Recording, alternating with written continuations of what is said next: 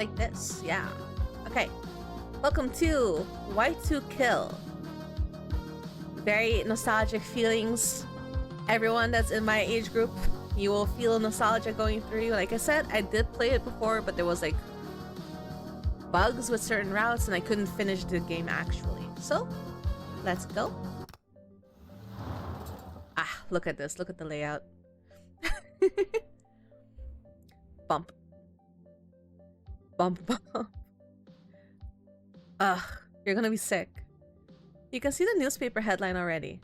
Local teens suffocated and jostled to death for a school trip. Parents? No comments. Friends? No comment. Weird. Weird freakazoid stoner teacher? Yeah, she was okay or whatever. I'm gonna go smoke some pot. Another bump in the hills, rocky dirt road shakes you up and down. Ugh. In the first place, you're only this nauseous because someone sprayed 3 pounds of fantasy before getting in. Newsflash, smelling like a pop star's potpourri is not the accomplishment some girls think it is. You're going to die here, in this car, over a stupid school project. What project exactly? Oh, you know, just a school project every senior has to do before they graduate. The one where you need to get linked up with your peers and record some stupid final video to prove you know collaboration, teamwork, and everything else along those lines. That school project.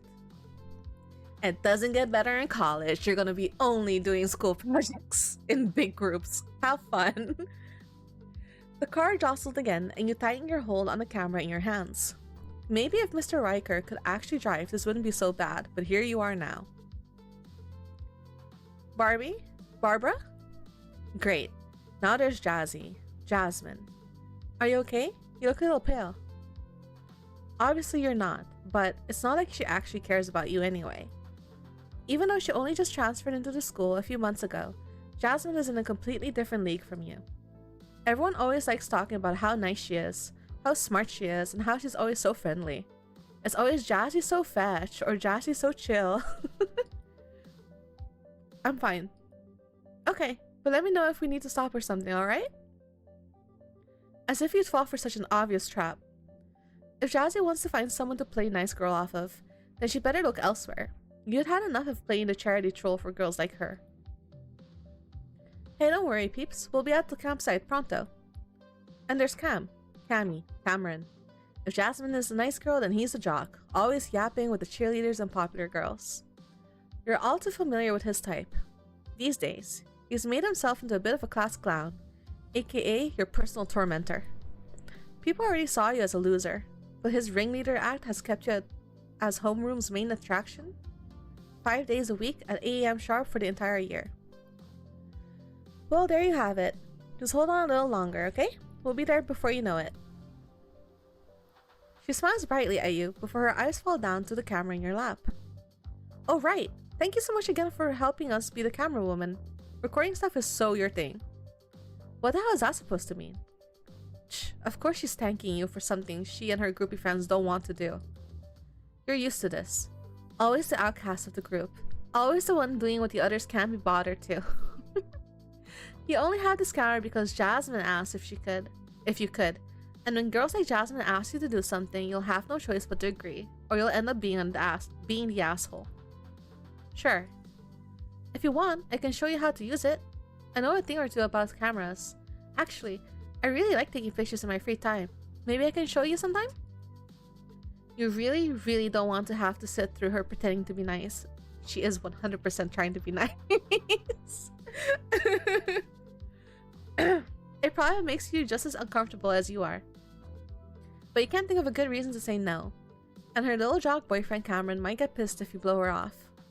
Okay. Okay, and don't worry about the camera. I promise, it's really intuitive. Flashing you the most aggravating know-it-all look she can muster, Jasmine settles back down to snuggle up to her boy toy. I'm really gonna be sick now. Gloomy ass MC. So the first time I was playing this, I was like, why is she being weird about this? 100%, they're just being nice. Because, like, I was definitely the gloomy type in high school, but not on this level. But I guess this is my last bit of downtime before Jasmine or anyone else bothering me, so it might be a good idea to update my journal. Wait, this is new, I think. This is your journal. Here you can find entries regarding your classmates and the general relationships you have with them. You may also come across certain code words during this trip, words that may reveal a bit more about this group's history with Barbara. It's important to pay attention to what Barbara says, though. Perhaps getting things wrong sometimes can also bring out her voice. 4 years of pain and misery, all summarized in a book the size of a binder agenda. Pinewood, miss you never. Write something, Barbara. I don't. How do I do that? I don't know what I'm supposed to be doing here. Oh, just like... What was it? Was it Pinewood? Ooh. Entry XX. I seriously hate high school. This is new. It's just one big fat popularity contest. Every time I walk down the hallway, I can hear people snickering at me, calling me ugly and some stupid... Stupid? Neek girl. Neek or meek? I don't know. Just the other day, I swear I heard a girl saying I should drop out and go work at McDonald's. When can I graduate already? I don't want to have to deal with this for another year. You have a journal? Oh shit. Just as you finish writing the last part, Jasmine pops in between your face and your journal with no regard of sense of privacy whatsoever. I'm an emo kid in my emo... I like journaling too. Maybe today we can talk about it. And have to show her your private personal thoughts? No way. Absolutely no way. She'd probably love it though. Whoa, you're right about how your life sucks? That's the bomb. I just used to keep track of all the boys who want me and log my community service hours with how sweet and kind I am for four eyes like you. Oh, Jesus. Maybe. I don't know. Come on, Jazzy. Don't go messing with the king. An order from her and it's off with your head. Blah. And there you have it with another stupid nickname. You'd pray that it would have died in elementary school, but the gods of high school decreed otherwise. Why is your nickname King? Barbara King. Burger King. Oh. Har. Or okay. Maybe I'm not.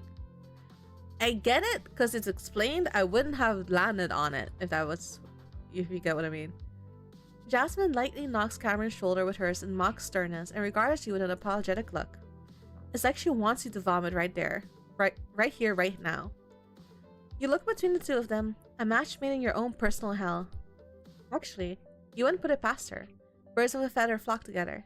No pressure, of course. I get it. It's pretty personal. Right. She smiles at you, but even Jasmine can't keep up with that conversation for long. Soon enough, she's back in some discussion with Cameron, giving you a good chance to gather your thoughts again.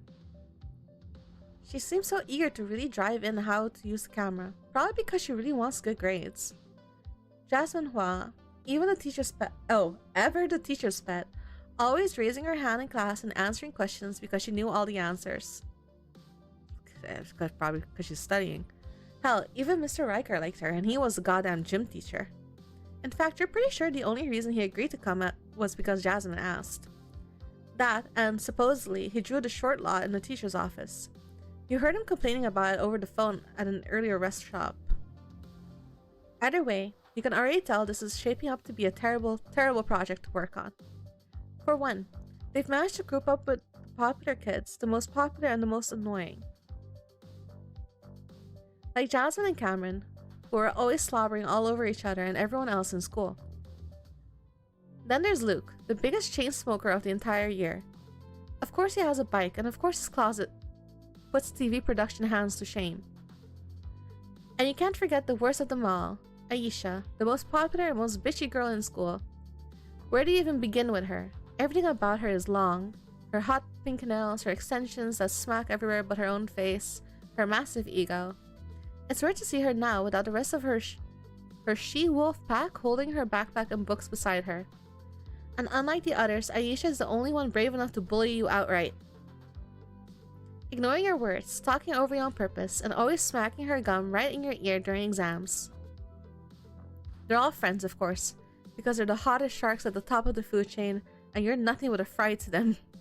My goodness. My goodness, indeed. Oh, man. It's like being, it really is like being inside of an angsty teenager's brain. And it's funny, because like, I was an angsty teenager, but even I realized when people were just being nice. Like, my problem was that I thought people were being nice when they really weren't being nice. I had the exact opposite problem that this person has. And now you've got 1 week ahead of you where you have to follow behind them like a shadow, recording them laughing and playing and whatever. Probably because they think you're too ugly for the big screen. Oh my god. Mr. Riker. Whoops. Mr. Riker did not have an appearance the first time around. Mr. Riker, I am of a teacher age. Mr. Riker. The car swerves to the side all of a sudden, and you're unwillingly pushed into Cameron. He settles an arm across your shoulder very naturally, having practiced on all the girls at school before the car stabilizes again. You know, you're absolutely right. Your ass fall on the floor. Ugh, you feel the sting of bile at the back of your throat. At this rate, you're going to have to get Mr. Riker's license revoked yourself. Oh, maybe we need to... Mr. Riker, can you drive a bit slower, please? If he drives any slower, we're going to be stuck in this car all day, Cam. I know, but Barbie looks a bit... I'm fine. Right, sorry. I probably shouldn't be talking over you, huh? Chillax, Jazzy. I'm sure Barbie knows you're just looking out for her. Luke pats her back and waves his hand in dismissal, as if to say, don't waste your time worrying about it. About her. Well, he's probably just saying, like, don't worry about it. Great. Now the girl next door has even the bad boy licking her wounds. Is one guy not enough already? Jesus. Thanks. Right. Because everything in the world comes back to how these people feel about themselves. And it all comes back to their ego. That they're in the right always, all the time. The self-awareness is not here. And who cares about you, right? Who cares about the random girl they're forced to babysit during their special senior group project? God, you can't wait to get out of here. I thought that the backgrounds and stuff are like actual pictures. After a long eternity of bumps, jostles, shakes, and swerves, Mr. Riker finally pulls his beat-up van into a clearing that is probably supposed to be a campsite, if it weren't so run down. Aisha is the first to hop out. Is this it? Seriously? Hey, it's not that bad. It's got some rustic charm to it. If by rustic you mean overgrown and hasn't seen people in years, sure. Mr. Riker, are you sure this is it? You crawl out of the back of the van just as Mr. Riker walks around, facing two cabins, one hut, and a dilapidated campfire with his hands on his hips. Well, I was told it was fully functional at the teacher's office. Clearly it's not. You mean we have to stay here for a week? Just for the senior project? If you don't want a zero, I guess so. Look, it can't be that bad. Maybe if you guys work together to clean it up, it'll look nice and welcoming. And I'll be recuperating from the long drive. You don't need Mr. Riker to hold your hand all the way, right? You're all seniors now. You're leaving. Well, hello, Luke. First time talking this entire trip. Leaving is not the right word. I'm just recharging for a bit in an undisturbed location. Excuse me? You're excused. Huh. Ugh. Is that even okay? Why wouldn't it be? Look, I'll be back in a bit. Don't worry about it and do something productive with your time. You've only got 1 week to, what was it? Make a great film about what you learned from Pinewood High. Man, do your job. He's leaving. He's just like, I drew a lot. I'm here. I'm a chauffeur. And that's it. You're not my kid. It's like his mentality, which is not the right mentality. He's supposed to be responsible for them, but before anyone else can argue, Mr. Riker waves his hand and walks off a beaten path into the woods. 5 of you stare at him for a moment in varying states of shock, before Aisha sighs and shakes her head. He's going off the smoke pot again. Probably. Definitely. And he's left us to do all the work. Great. Why don't we take a look around first? Then we can figure out what to do. As Jasmine's assistant, the two of you are ushered around the campsite. There's a campfire in the center of it all. Streaks of black soot where a campfire may have been. Oh, you don't know. 50 years ago? There's the kitchen too. Practically unmentionable. It's a small shack with an old-fashioned stovetop that needs, God forbid, kindling and a fire to cook. That's cozy though. At the very least, Luke being inseparable from his lighter means that there's an easy source of fire just nearby. Great. Then the five of you toward the two cabins, which are still miraculously standing when you push the door open. Each cabin is just big enough for a bunk bed, and a bunk bed only. The floor, meanwhile, is creaky and looks nearly on the cusp of being eaten through by termites. Cameron is the first to speak up when everyone steps outside. 4 beds, 5 people. Should we gladiator fight this out? Yeah, if you're a barbarian. Anyway, I'm not climbing any ladders. You guys can figure the rest out. I can room with Cameron. We're both guys, so... We can just have someone sleeping on the floor, though. Oh, I know. The tool shed's still available. Yeah, the tool shed. A tiny little space covered head to toe in all sorts of hammers, saws, and axes. Great for any lumberjack in training. Obviously, it beats the floor, and obviously it beats the outdoors, but how demeaning would it be to sleep in there? I think we can make it work. I swear there's gotta be a spare mattress somewhere. Yeah, and who's going to sleep in there? Any thoughts on that? No offense, but unless you and Luke want to share the shed, you're out of the question. I don't think any of us are bunking with you guys. Fair enough. Silence descends upon the group. You think you know where this will go. You are, after all, the black sheep of the group. The odd one out. It doesn't take a rocket scientist to place which one of you is the lamb up for slaughter. Well, Barbie, would you feel more comfortable taking the solo room? I totally get it if not. I don't mind taking it at all. I was just thinking maybe you might. Yeah, of course, it was always going to be like this. None of them like you and all of them hate you. Better for you to be far, far away from them. Even if it means exiling you away to the tool shed. But what can you even say? No, why don't one of you room with me for once? Fat chance in hell. Sure, whatever. You see their faces light up in glee, joyful no doubt that they don't need to spend the night hearing you breathing down their necks. Great, you know what? I think we got this. And since we have our sleeping arrangements already thought out, why don't we start assigning tasks? Here, let me write it down in my journal. Jasmine takes out a worn leather-bound journal and a pen from one of her many pockets. You watch as she scrawls her name first. I can go first. I don't mind cleaning up the cabins and helping everyone set up their bunk beds. And your room too, Barbie. I do that a lot at home anyway, unless someone else wants to. Feel free. No complaints. Perfect. Okay, Cammy. Oh, I know. Do you mind cleaning all the utensils and cookware? I left it all in a bag at the back of Mr. Riker's van. Sure thing. And Luke, since you're the strongest, could you maybe help carry all the luggage and supplies over? Okay, that's fine. Thank you so much. Aisha, I know you're not going to like this. What? Could you maybe help clean the bathroom? It's just behind the cabins. Seriously? Please, I can swap with you if you want. I don't mind. Ugh, no, it's fine. I can do it. Yay, thank you. And that leaves us with Barbie. Actually, I think that's honestly everything. If you want, why don't you go and help out whoever needs the most help? That would be amazing. Yeah, you're not worthy of getting your own special task, all her friends. Isn't that lovely? You're just a background character relegated to whatever idea pops into her head next. First of all, if they really hated you, they would have given you the shitty job. Thank you so much, Barbie. You're hoping that's it, that you'll get to walk off into the woods like Mr. Riker, but then Jasmine begins rummaging through her jean pocket again. Oh, and before I forget, I made you all something. She unfurls a fist to reveal a handful of friendship bracelets, colorfully banded and looped and threaded. Obviously, it took a lot of time to make them. Obviously, they're a labor of effort. Jazz, these are so adorbs. So why is it that they look so terrible to you?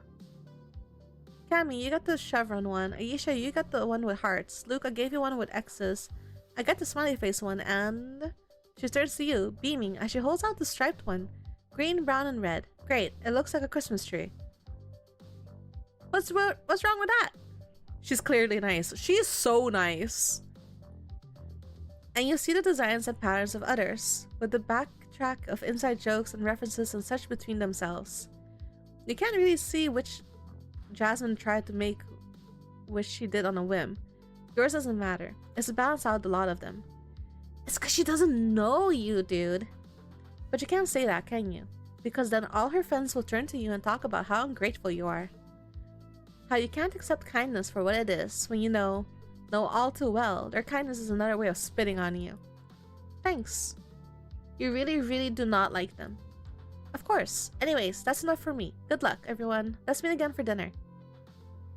Jasmine hops off to the cabins as everyone else goes to separate ways to their separate duties. Basically needs therapy. Basically. Wasn't she nice, letting you choose which bully to take a stab at you? Great. Now you really can pick your poison. The path stretched before you, numerous and unknowable. Unlike Mr. Riker, you don't really have the luxury of walking off into the woods to do whatever it is gym teachers do when they're alone. Like playing with balls or something. Is he playing with his balls in the woods? No. Unlike Mr. Riker, you have to make a choice now. Who are you going to help? So, the way I did it last time, I went from top to bottom. However, the route broke at Aisha. So I kind of want to see if it would still break now. But since this plays like a horror movie, I don't want to go for Aisha first. So let's go for one of the dudes. Cameron. Cameron. Cameron is so annoying. He's always making fun of me in front of everyone else and humiliating me. He thinks he's so funny. He's not though. I wish someone would put him in his place. See you later, Jazzy. Cameron calls after the girl with the stupid nickname and you roll your eyes, crossing your arms over your chest while he waves wildly. Jazzy turns back, beams at Cameron, and waves. Be safe, Cammy. Ugh, those matching nicknames are almost enough to make you gag, especially because the two of them are so adamant that they aren't together whenever anyone asks, but they're so obvious. Oh. It's kind of cute. The others disappear to their respective chores, and you follow behind Cameron as he starts off. Cameron leads the way to the riverside after the chores are handed out. Every so often, he checks back to make sure you're still following him. God, he acts like I'm a baby that'll get lost if he doesn't keep an eye on me. I am a baby that will get lost in the wood. I have zero sense of direction. The thought is drenched in exasperation, perhaps a touch of bitterness, but you follow along nonetheless. Still, being viewed as so incompetent feels more than a little humiliating. Though, really, that's not something unexpected from anyone in this group. Metal utensils clink and clank as Cameron walks ahead. You look up at the sound, watching the bundle of forks and spoons jostle about as Cameron shifts the sack beneath one arm. With the other hand, he shifts the dish soap and the rusting washbin. With all this metal, better not get any giant magnets anywhere. That's an obvious pause while he waits for you to say something, or maybe laugh. You don't. He coughs, rubbing a hand over the back of his head, but you can't see his expression from here. Tough crowd. He drops the bin and can bestowed on the ground, ruffling around in it as he pulls out the dirty utensils and a roasting spit. He tosses the bag backwards, then dunks the basin into the water. You stand back, watching him squirt dish soap into the somewhat murky water and wash his hands around getting it foaming. Then, for a moment, he stops. A confused look on his face as he searches around. Then he's looking at you. His eyes are sparkling even in the dim light when he inclines his head towards the dual washcloths hanging out of the tote. Grab those for me? You glance down to the faded out rags barely peeking out of the zipper as the bags lay on its side in the dirt. They appear crusty in places, dried bits of unidentifiable matter clinging to them, and look as though they might smell. Just grab the rags. Why does he get to grab everything clean, or at least have something to put between himself and the dirty dishes, but you don't? Just grab the rags. You lift one by the corner and grimace. It's as stiff as you thought it might be, unyielding, even when you tug it free. Heh. The little breath of laughter catches your attention. You look up to see Cameron grinning at you, almost smug in the way his eyes crinkle at the corners.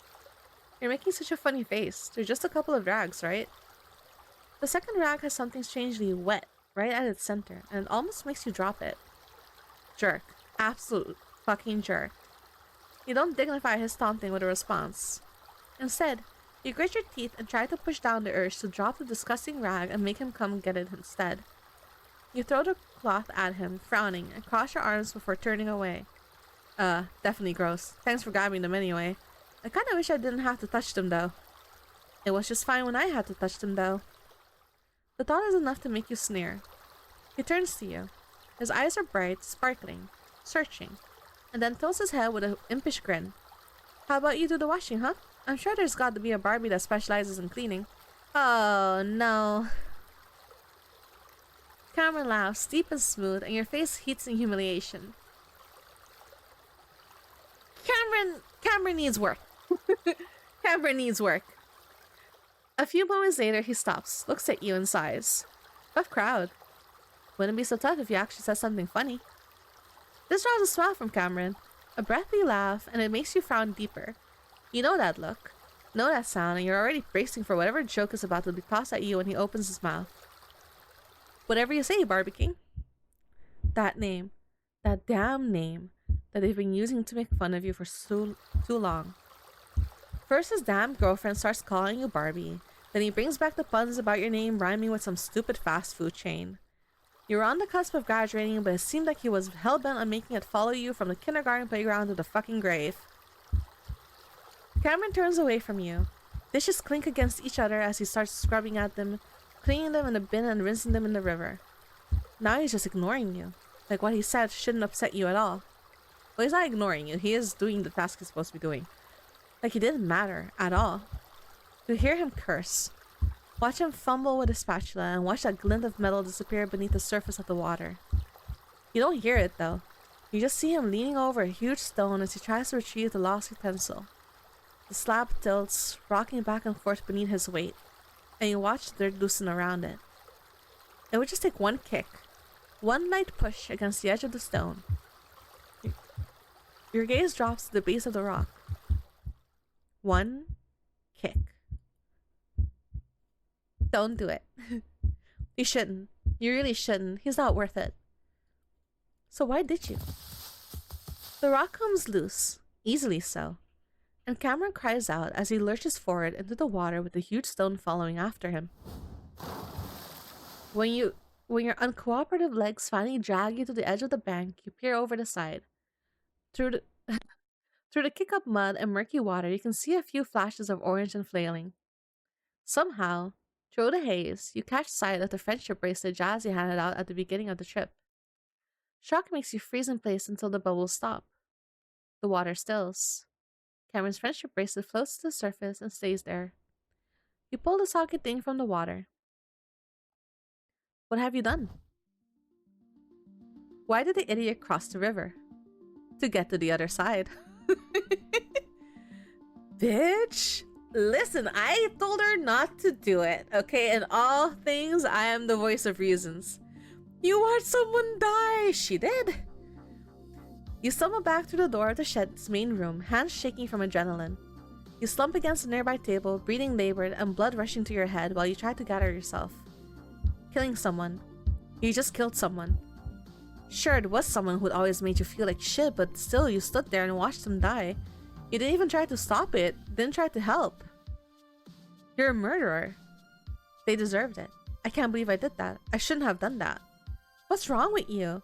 You can't just go around killing people, even if they were bullies. Even if they treated you like trash and made your entire high school career miserable, you murdered them. They deserved it. You don't know why you say the words, but you do. They come out through the knot in your throat. I'll go to prison if someone finds out. Even if I say it was an accident, they'll all turn on me. They always have. The words keep coming from somewhere deep in your chest. Inspiration seems to strike at the strangest time. Without thinking, you take out your journal as a name falls from your lips and your pen. God, what did I do? What did I do? I didn't mean to. I swear I didn't mean to, but... Oh shit. I can't stop. I can't stop until they're all gone. I'll have to go after. Oh. Well. That's not help, but let's journal our misplaced feelings. True? So, Jasmine? Stumbling, you continue on. Jazzy, Jazz, Jasmine. Everyone likes her, Jasmine. She wants people to call her Jazzy, but that's stupid as hell, so I refuse to play along. She's perfect in the eyes of every single damn person in the school, and I get it. I mean, I think I can understand it. She's always acting so nice, so ready to help, but there's something underneath it all. Something in her when she looks at me is uncomfortable.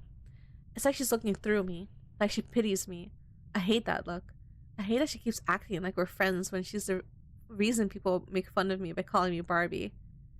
Dude, this is her manifesto. It kind of is. You aren't thinking about how you'll do it. You just know that Jazzy has to be next. The girl has to be a thorn in your side ever since she transferred in. How she accidentally got rid of her bullies. It doesn't take long to find her either.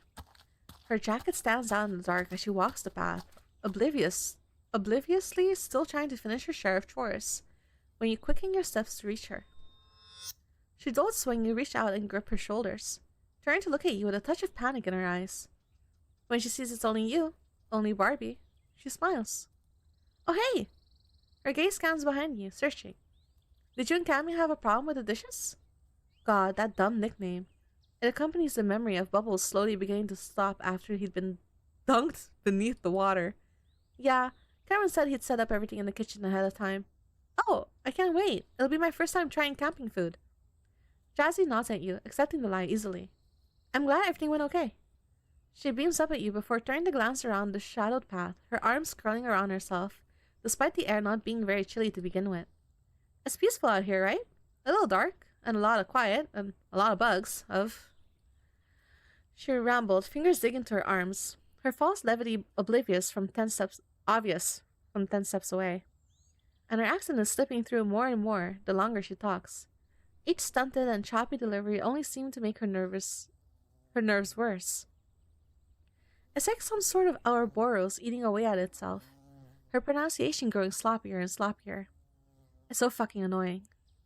Jazzy turns to you once more, smile quivering a bit. Would you want to walk with me back to the van? I think I dropped my favorite pen, so I'm retracing my steps. Silence lingers for a moment before you nod. Sure. The two of you walk off, side by side, back down the path in the general direction of the van. So, how are you liking the trip? I never mentioned it, but I really am not fond of bugs. My mom packed me a mosquito net and some... Walu? A mosquito repellent. Though I'm still not totally comfortable. I can't stand it when they itch. But I'm glad I'm here with you guys. It makes it a little easier, or at least a lot more fun, more worth it. You don't need to say anything. Jasmine talks all on her own. She feels murderous intent. In fact, she won't stop. You know, when I transferred in, I didn't know if I'd make any friends at all. Like, everything was so normal back home, and now every little thing I say or do has people treating me weird and acting like they know me.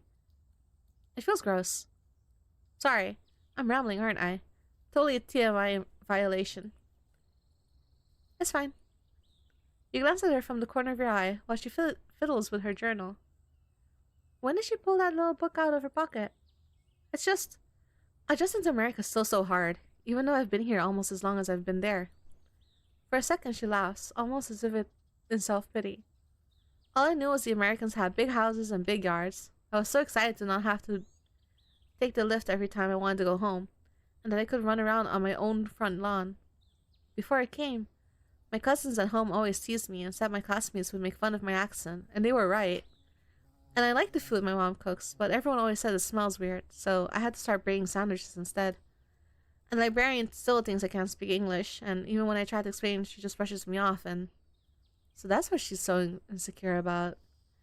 And it might just be my imagination, but when I first got to Pinewood, I'd see you sitting by yourself and dealing with the other kids being jerkwads, and I couldn't help think, it was like looking in a mirror.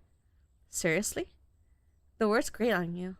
She's comparing you to herself, saying that you're alike, but she's never had to live a day in your shoes. She's never been a pariah. She's never been you.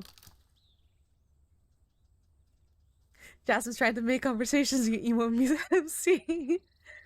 The sound of twigs snapping from somewhere off in the darkness catches your attention. It catches Jazzy's too, as she stumbles away from the source and into you. It's not something you're expecting, and you fall slightly off balance, falling flat on your ass with Jazzy on top of you. Oh, I'm so sorry. She's scrambling to climb off of you, hands gripping at different parts of you in the dirt as she tries to push herself up. Her shoes scrape along the twig and rocks and soil in her panic.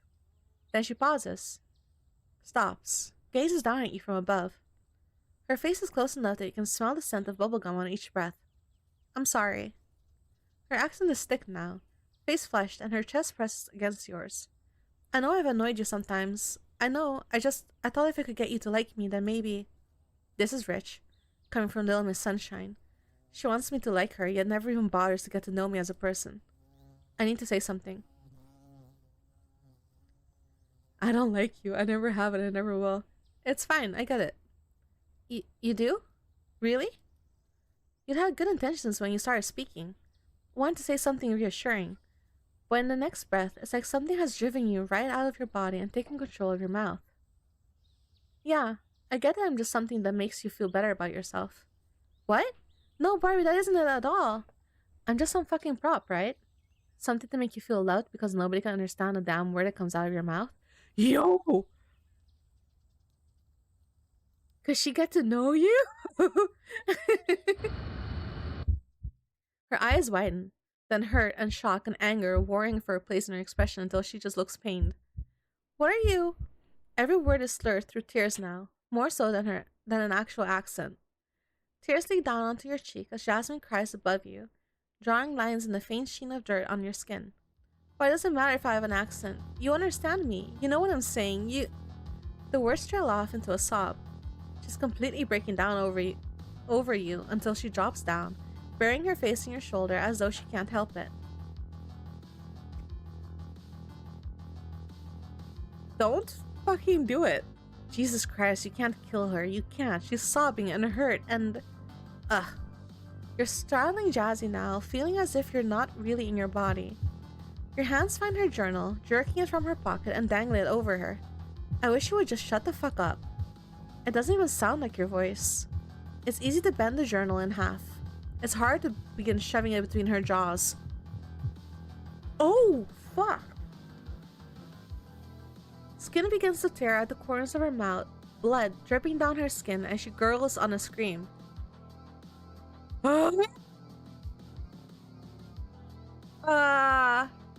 You force the journal deeper until her cheeks stare open and her eyes roll back.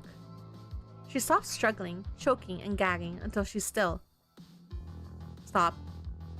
You sit back, panting, shaking, and look down at her still body. She's dead. She has to be. Standing on shaky legs, you tumble off into the dark. Bowing your head, thinking of home. You really should have watched your tone. So, the first time I played, I went down the list, and Jazzy was first. And so you help her set up the room, and she dies very differently, not like that. Finally, some goddamn peace and quiet. Inspiration seems to strike at the strangest time. Say something, Barbara. Was it McDonald's? She finally shut up. I think I wonder if she still thinks we're the same. The fucking idiot.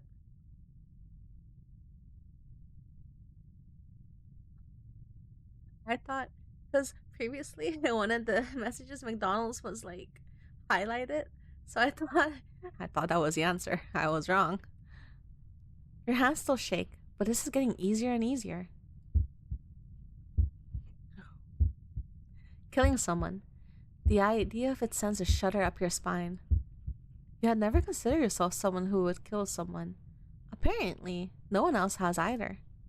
They never even saw you coming. You don't want to do this. You wish you could stop, but something's dragging you forward, pushing you on, puppeting your hands for you. So who's next? Aisha? Stumbling, you continue on. Aisha. Aisha's such a basic popular mean girl. Who needs that much perfume every day? She gives me a headache every day in class. That's an issue, not an ish-her. Your heart trembles and flutters as you emerge from the tool shed and drag your feet over to where Aisha stands a fair distance away. Back to the van. The water of the lake echoes just a little in the distance, peaceful despite all that has happened. There's still someone's suitcase on its side in the dirt. You're not sure whose it is. Aisha's eyes flicker up to you when you arrive, but she opts to stay silent. Examining her nails instead. Always her nails make up her own vanity. You don't expect anything different. You're still thinking about what happened earlier as Aisha shifts a little in her stance. The rustle of her clothes draw your attention. She's uncomfortable, isn't she? Always so uncomfortable to be around you. You can almost imagine her now, turning her nose up and pinching it, complaining about the stink of nerds and losers. Aisha doesn't look at you, but you know what she's thinking. The same as always. That you're ugly, that you're not worth her time, that she's hoping for you to get up and leave. She always thinks so. How do you know? When she still is yet to greet you, you feel your heartbeat quicken and something hot flashes in your chest. Why are you always such a bitch? What? She must have not expected you to finally stand up for yourself. With the way she rears back her head and stares incredulously, it must be so hurtful to have her own words reflected back at her. Since you're obviously out of your mind, I'll give you a second to apologize. Go ahead, I'm waiting. And why would you do that? Bowing and scraping your head for her. No, I mean it. Why are you always such a loudmouth bitch? Are you fucking serious? So you want to ask me why I'm a bitch? You? Oh, is this a joke? And again, she runs her mouth in circles, dancing around the damn topic, never actually touching it. Can't shut up and can't hear. I asked you, Aisha. I asked why you, Aisha, are always such a bitch. The audacity of this. You see her knit her eyebrows together, arms crossing and uncrossing. Finally, she lets out a groan and rolls her eyes, throwing her hands up. Barbie, you're so insufferable. Fine. You want to know why I'm such a bitch? Do you think it's fun walking around every day knowing everyone I pass thinks I'm an airhead trash just because of how I dress and talk? And God forbid that I like the same things as every other teenager? Do you think it's fun always knowing that if something comes up, I'll be the first one they accuse of starting shit? Do you think I like knowing the exact reason why that is? See, I wasn't gonna say that MC was being a little bit racista, but she was. She was. In the bus, she was. Always the loud one, always the bitchy one, always too grown, always too much. Always getting a finger jabbed in my face for things girls like you get so much less shit for, and being expected to turn the other cheek because that's how it goes for girls like me. So sorry, I'm not bending over backwards like Mother Teresa to please you all the damn time. Should I change that? Should I start worshipping the ground you walk on to make you feel better? Her breath comes out ragged as she tears herself open shouting at you. And you know what? I'm sick of people like you having an attitude just because I don't want to be a pushover. Suddenly I'm the bitch for having boundaries or something. I'm not deaf, Barbie. Barbara. You say shit about my friends and I every day. So no, I'm not gonna play nice with someone who calls me a skank during homeroom. This damn... Her words run off as she heaves another breath. Nails clench tight into her palm as she rubs at her temple with the knuckles of her other hand. Honestly, feel for everyone except MC. Yeah, I think that's kind of the point. Silence descends between the two of you. This is so fucking funny. I didn't realize she was calling her a skank in homeroom. I didn't realize. Aisha watches you, just as you stop and roll the words around your mouth. It feels like something pushes at you to think otherwise. These emotions crowd your mind, pushing away all rational thought. It feels like someone sits behind you, revising the words you tried to say. I didn't realize it was so hard. It was hard for everyone. I didn't realize you were going through so much. Then what about you? Enduring the countless lashes of her tongue every day.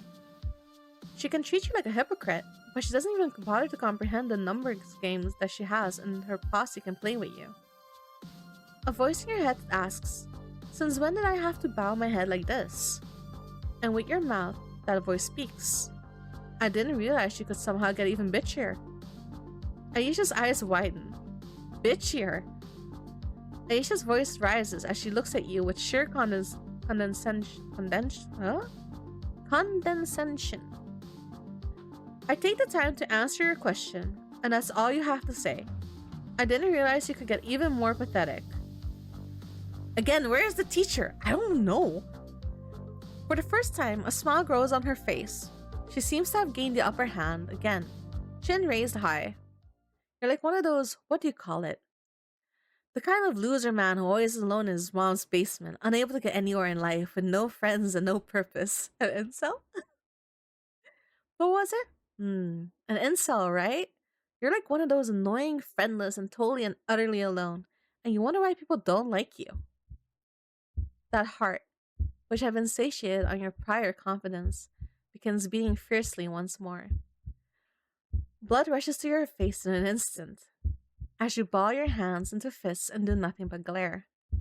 It seems you'll never understand her, and she'll never understand you. But the difference is that she doesn't need to. You don't want someone like her to understand you. After all, someone like her. She's not needed.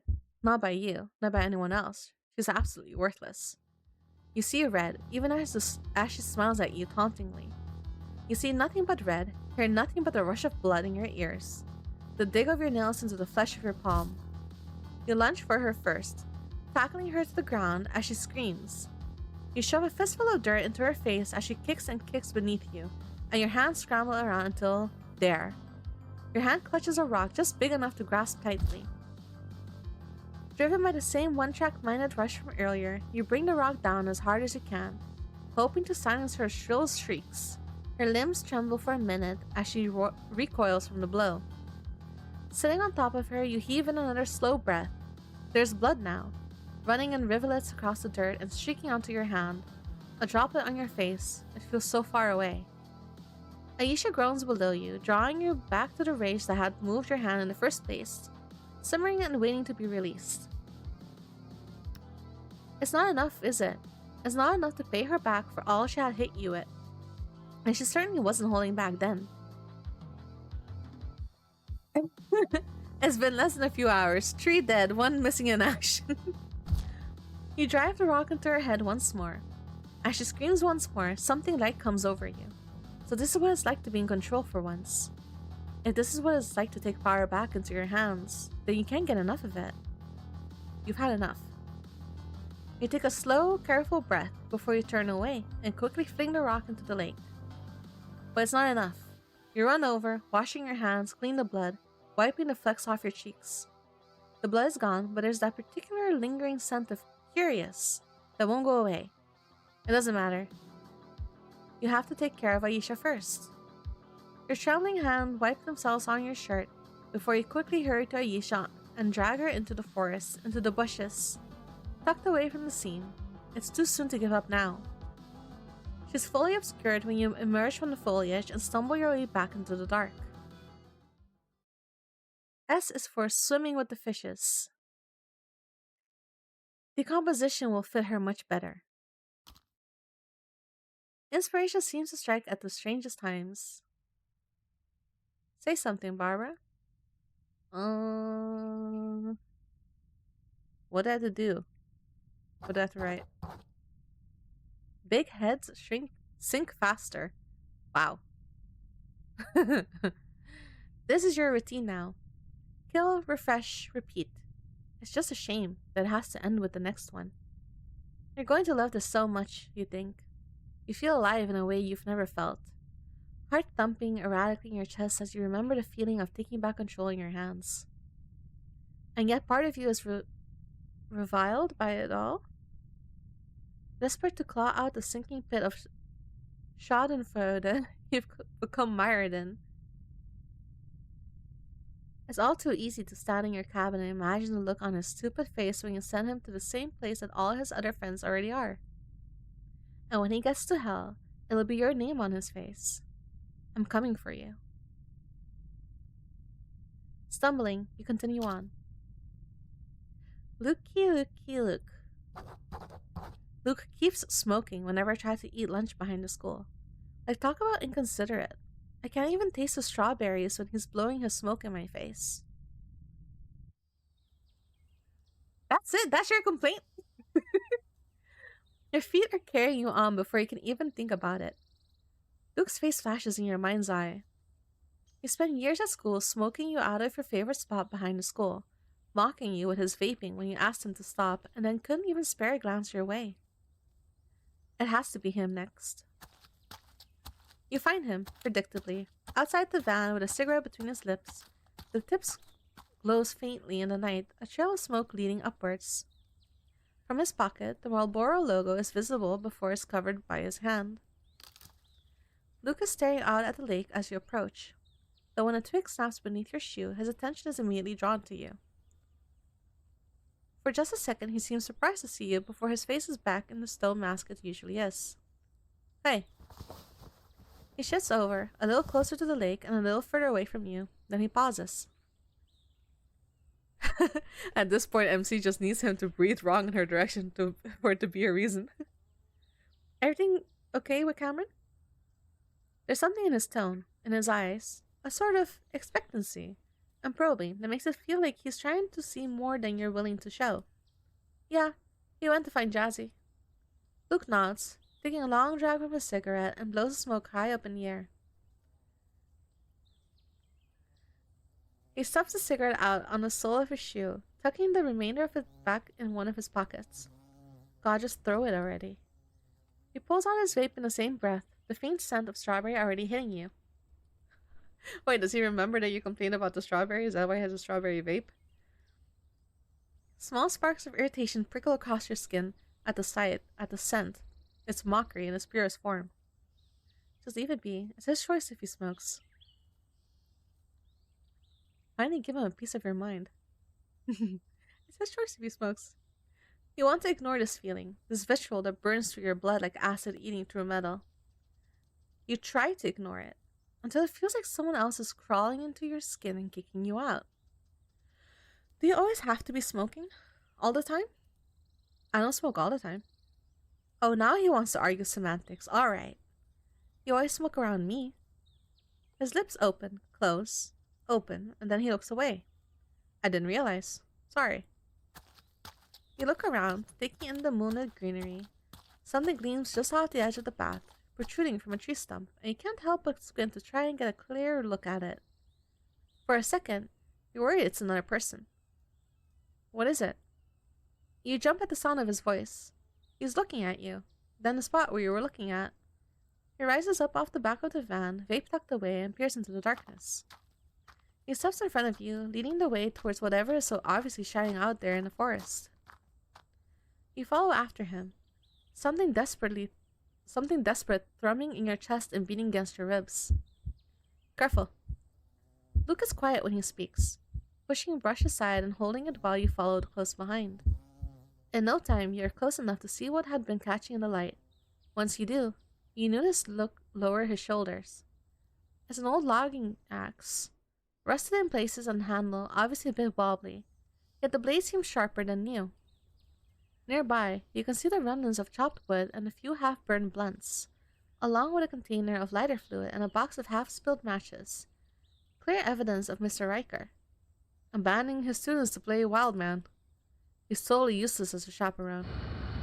Riker was here. He might be nearby. Your eyes look for the axe, to Luke, and back to the axe. I need to do this now. Is she competing with Riker? Grab the axe and do what needs to be done. I don't want to do this. I don't. You try to reel back. Try to shake away the phantom pushing your limbs forward, but it doesn't matter. It feels like nothing you do here matters because something has crawled into your skin and is just taking you along for the ride. The handle is roughing your grip as you yank it free from the stump, limbs heavy. Barbara? What are you doing? Tears prick at your eyes, but nothing comes out of your mouth. He's there, right behind you, concern radiating off of him in waves, and you swing. The axe connects with his knee. Your swing clumsy, and Luke hits the ground. Blood gushes splashing over your clothes and assaulting your senses. Barbara? You're not sure what you hit, but you know it's not enough to kill him. Not quickly. You want to stop. Wish you could. But God, you can't. You're trapped in his body as it moves on its own. You lift the axe high, focus in on his other knee, and swing down. The swing is good, better than the last, and you watch as the lower part of his leg nearly severed from his thigh. He's not even saying words anymore, just sobbing in pain. He chokes on the sounds of agony as you hit the other leg, the one you had swung at carelessly. You're not too experienced with the axe and it grazes his other leg, instead of taking a good cleave. You roll your eyes and drag him across the pile of firewood, propping his arms and legs up so you can get a proper swing in without him curled into a ball. From your vantage point, with his arms and legs out, he looks almost like those little crucified Jesus figurines that leave at the top of the Pinewood classroom doors. If he was going to pray, then now would be a good chance. You have the axe in your hand experimentally, eyeing his trembling figure. You're almost bored of him. You could leave him here to bleed out. He'd die for sure. I'm sorry, but your eyes turn to the lighter fluid and matches. Since he likes to smoke so much, why don't I give him what he wants? Since he likes to smoke so much, why don't I give him what he wants? Do it, light him up. Don't fucking do this, don't. You're all but sobbing as you clutch onto the lighter fluid, spraying it over the lower half of his body and legs. Suck it up and just fucking do it.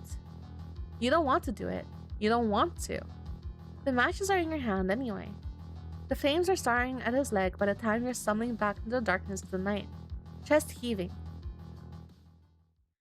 Don't be a slave to the crave. Be one to the cross.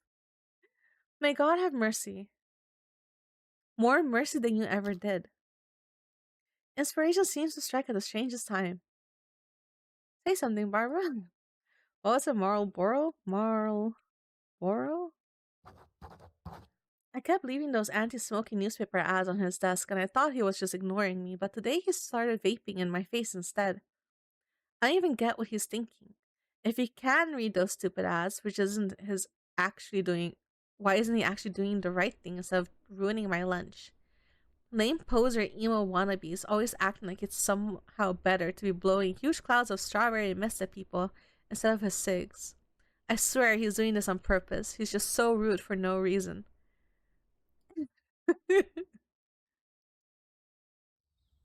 Silence is all that's left in the forest. Quiet. Blessed. Silence. The absence of that wretched rabble of high school bullies, future gas stations attendants with mouths bigger than their minds. It's finally over. Finally, it's over. They're all dead now. Dead beyond belief, and there's not a hint of those fools in the clearing of the campsite. Their corpses are tucked away all across the forest, and all that's left is to face the music. It was only a short walk back to the clearing, back to the dilapidated campfire, to the shitty cabin and the still untouched van, and now, without endless chatter to suffer through, peace has returned. It's faint at first, but the sirens in the distance grow louder and louder. The end is near. Barbara can feel it. A small laugh bubbles at her lips as the lights grow stronger and stronger. Her revenge has almost ended, almost. There's one final loose end she needs to tie, and then she knows how to tie it. But she's in no rush. Not then, and not now. All the popular posters have fallen, one by one, into her hands. And what a joy that last one had been. Spitting blood and not smoke when she finally drove him to the death he had slowly been exposing her to. Puff by puff. But just as she's about to put a terrified look, countless police officers file in, gun raised, arms flying out as they search across her and push her to her knees. What? Why were they... Let go of me! Let go of me! They don't say a word. As they cuff her and drag her into the police vehicle, she sees Mr. Riker speaking to one of them, arms crossed as his face tightened in a scowl. His eye catch on her as the car pulls away. The downturned set of his mouth is the last thing Barbara sees before she's down the same bumpy road to where the consequences of her actions await. After all, you didn't think you could get away with it, did you? Maybe she did. But she knew there would be a consequence to it all. That's why she pulled the trigger, and you tried so hard not to fire. You tried so hard, didn't you? So it's okay now. It's over. And she could never make the mistakes of thinking she could get away with it. I know. She had you by the neck, by the hand, and by everything there is to hold on to, by the heart, even. It wasn't fair to you, I know. You wanted to stop her from kicking the rock and dooming Cameron. I know, I saw that, I saw you. You wanted to resist and you wanted to hold her leg back. It wouldn't have been your fault. Barbara has a mind of her own, you know? And then there was Jasmine, whose panic forced her back into old habits, old words, old accents. And through it all, you still tried. You wanted to stop Barbara, but she never had much of a listener. Always about brute force, revenge, that sort of violent thing. And then there was Aisha, drifting into a corner with nowhere else to turn. I'm sure she would have appreciated you on her side, just knowing you were there. It was hard to watch for me too, all that gurgling, burbling. I'm not fond of the water too much now. But it meant something that you tried, really. And then there was Luke, mutated or mutilated, and burned alive in the most gruesome, grisly fashion yet. How could her revenge be anything but hatred? How could she have anything to take revenge for? I know you tried. That's what matters to me, more than anything else. I don't think you could have stopped this, but you tried. You made a point to resist, did you not? I like that. I think I like you. I want you to know something. A little secret between us. I mean, we spent the last day in the psyche of Barbara, but how accurate do you think she really is? Checkmate. You may have played a king, but this is chess. You see, I know plenty of things she doesn't. Like, for one, that she didn't do as good of a job as she thought. So don't be sad. You did the best you could do. And your best mattered more than you might have thought. Case 0420. Haha, funny. The Pinewood Slasher Incident. Subject detained. Officer, just for the record, could we get you to state your full name for the camera? Oh! I understand it must be hard to speak, but we're obligated to collect all the details we can. Could you please share what you are able to? Ya Minghua. But just call me Jasmine. Thank you, Jasmine. Would it be easier to write? I understand your jaw must still hurt from... It's fine. Alright, just stop me whenever you need a break. Let me tell you what we have, and why don't you confirm for me Why don't you confirm for me if what we have is right, okay? Okay. From what I have so far from your teacher, Mr. Riker, it looks like the five of you with him were on a senior trip to... The roster we have is Luke Conception? Aisha Elliott, Cameron Flores, Jasmine Hua Yu, and Barbara King. Yes. Mr. Riker says he stepped out, thus putting you in proximity with Barbara King, who enabled a plan to kill you and your friends one by one as we gathered from the scene and his testimony. Yes. From what we gathered from your peers at Pinewood High, you didn't share much of a relationship with Barbara King? It seems she was seen as someone of a school pariah, and we couldn't get any clear testimony like linking you together. Jasmine? It's my fault. What do you mean? I must have driven her to do such terrible things. Could you perhaps elaborate on how? I must have annoyed her, or with my poor English, maybe if I was just a little better. I still remember. I remember her face, and I remember the faces of everyone else. I thought we were the same, but how could I have? We are not the same. We are not the same at all. I just feel so ashamed, officer. Please don't make me talk. I don't want to talk anymore. Jasmine. I understand. Thank you for speaking with us, Jasmine. On behalf of the station, we appreciate your cooperation. I'll have someone come by to help escort you out. Have a good day, Jasmine. This is an autopsy report for Cameron Naranjo Flores. We have determined the cause of death to be drowning, as evident by the water in his lungs and the location where his body was found, lying in the river. No other irregularities were observed during the autopsy. Due to a lack of fingerprints and signs of tampering, we have ruled this as an accident. Our main suspect in custody, Barbara King, has maintained having nothing to do with this case, as this corresponds with the evidence we have accepted this. That concludes our current report. So just for the record, could we get you to state your full name on camera? Okay, Aisha, Penelope Elliott. Perfect. Could you please walk us through what happened? You can start from the beginning of the trip. Yeah, I can. It was for the senior project. It's the same thing every year. You have a group of seniors who go on an overnight trip with a faculty mentor. Assign them to make some movie about, like, friendship and personal responsibility and things like that. It was me, Jazzy, Cam, Luke, and Barbara. Are those last ones nicknames? Yeah, they are. Jazzy liked calling her Barbie. She thought it was cute. Flattering, you know? Because of the Barbie doll. She never actually looked like a Barbie doll, but she said it just sounded cute. I don't know. And Burger King was, well, it was stupid. It was just some playground nickname. I don't even know who came up with it. I guess it was mean. You could say that, but is that really it? Is that really the only reason she did all of this? She killed. I hate to interrupt you, Miss Elliot, but if you could please return to the subject at hand. Right, I know. Barbara, I guess I could tell she never liked us, but I didn't know why. I never spoke a word to her outside of, the basics. Can you move out of the way? Do you mind passing that? Just things like that. We asked about what happened. I really couldn't tell you besides what happened to me and that. It's okay. We know the details. Please don't push yourself. Thanks. It feels so wrong. I just don't get it. What did we do to deserve this?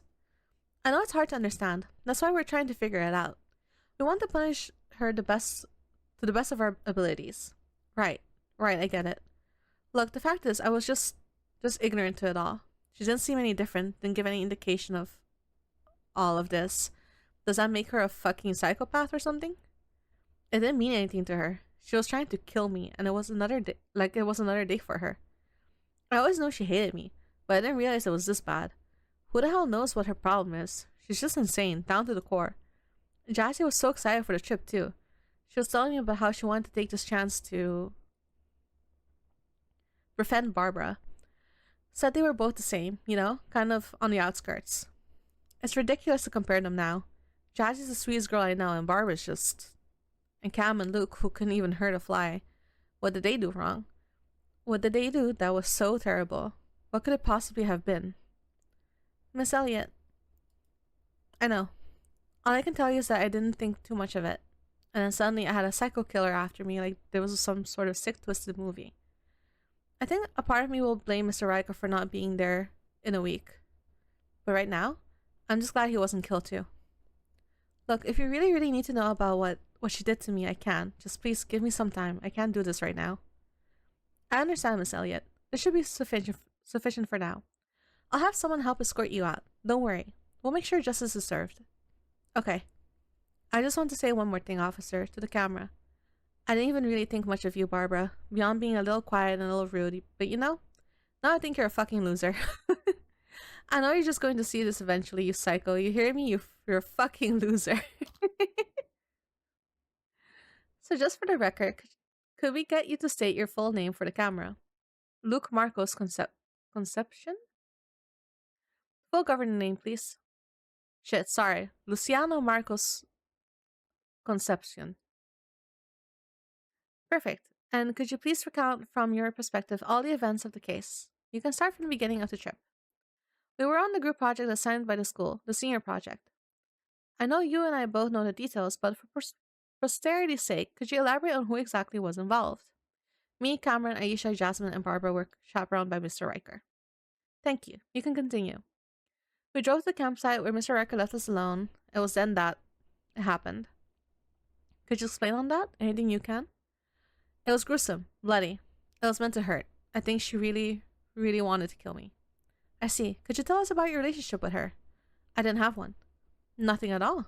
You can count our exchanges on one hand. You can think of no possible way she might resent you. I don't... Well, actually, she kept leaving newspaper clippings on my desk about the dangers of smoking. I thought she was bothered, so I swapped her strawberry vape. I thought she wouldn't mind. I didn't hate her. The opposite. But there was this whole thing with Cameron, and I thought it would be better to say nothing at all. Cameron he's a great guy. Could you elaborate on the thing with Cameron? It was... Well, I wasn't there, but I heard about it. She confessed to him during passing period, and he didn't reciprocate. Oh, I didn't know that. I see. That's all? That's all. If that's it, can I go now? I know you're in a hurry. I don't want to keep you for any longer than I have to either. But you must understand that we want to make sure we all have facts of the case. I understand, I do. But I couldn't tell you anything more because we hardly talked to her. Not me, not Aisha. Jasmine made some attempts to befriend her, but none of that ever bore fruit. And Cameron felt bad after what happened. He tried treating her the same as all his friends, and in the end, now all Barbara happens to be is a stranger to me. And I don't want to know why she did it. I don't want to hear about her ever again. I see. Can I leave now? Yes, of course. I'll be in contact. Please have a nice day. Right.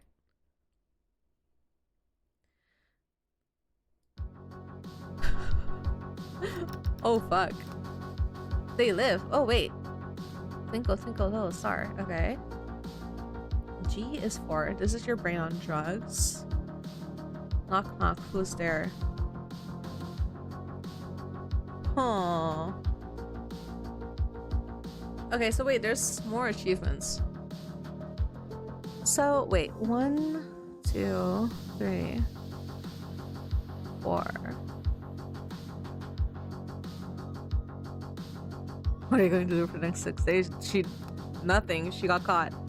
However, so when I played it, people died in different ways than this way. So I'm wondering if I start with different ones, if there are different like achievements for it. So let's check that. Can I like fast forward? Ooh, I can.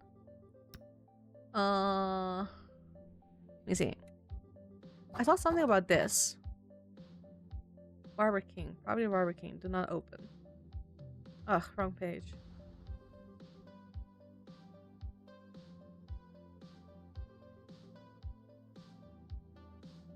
Kind of would miss you never. Okay.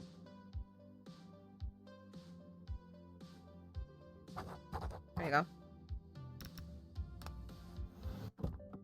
Okay. Alright.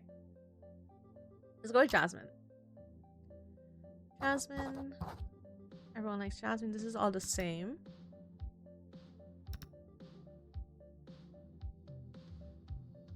See on the flip side, Jazzy. Cameron calls out, using that annoying nickname Jasmine insists everyone call her. Have fun cleaning, Cammy. Ugh, you cringe when she uses a matching nickname. She's gone out of her way to gift to Cameron. Those two were so obviously together even though they both denied it.